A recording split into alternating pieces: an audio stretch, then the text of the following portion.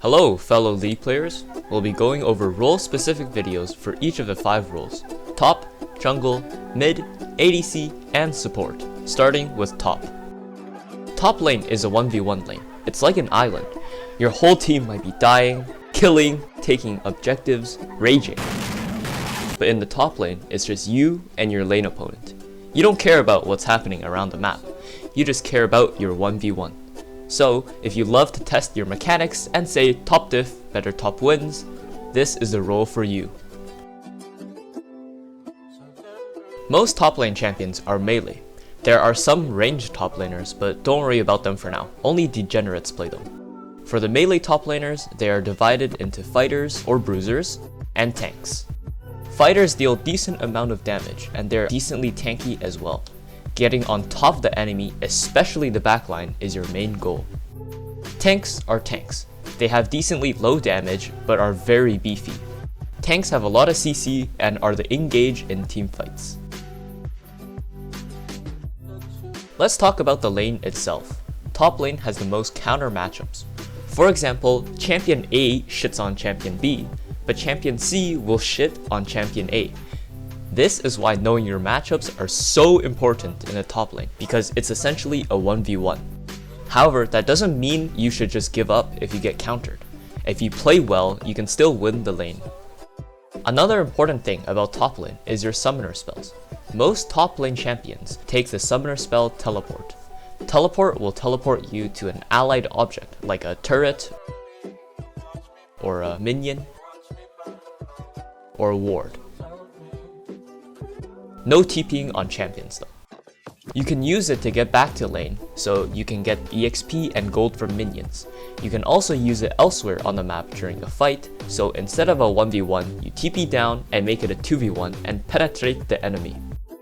During mid or late game, you can continue farming minions and teleport to objectives when your team needs you.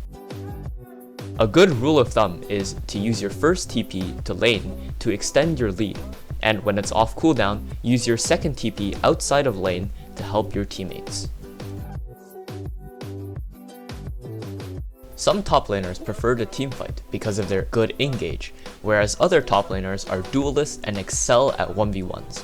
This is where split pushing comes in. Split pushing is when you put pressure on a side lane and destroy turrets and inhibitors. This forces the enemy team to respond to you.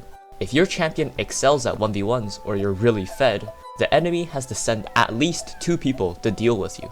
Now, your team can take other objectives because it's a 4v3. There is more to split pushing, but this is just the gist of it.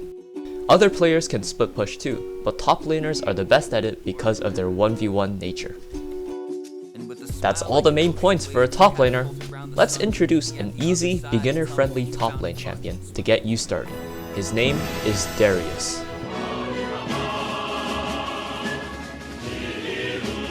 Let's go over his abilities. His passive.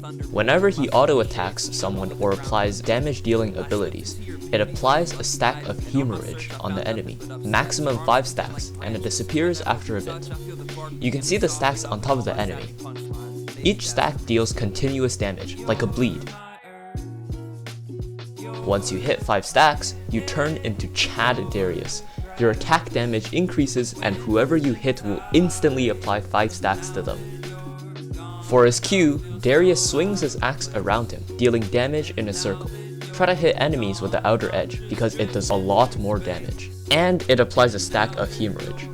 If the outer part of the Q hits a champion or monster, it will heal you. Darius's W is an auto reset, and it is an empowered auto. It also slows the enemy. Darius's E is a short hook. He pulls all enemies in that area in, and he kinda chest bumps them and then slows them. Finally, Darius's ultimate. This is a very powerful ability in his kit, and once he hits level 6 and unlocks his ultimate, he'll be a menace to society. He leaps to his target and dunks on them with his axe. He will do more damage based on how many hemorrhage stacks the enemy has, so try to use it as a finishing tool. When hemorrhage hits 5 stacks, the ult damage is increased by a whole ton.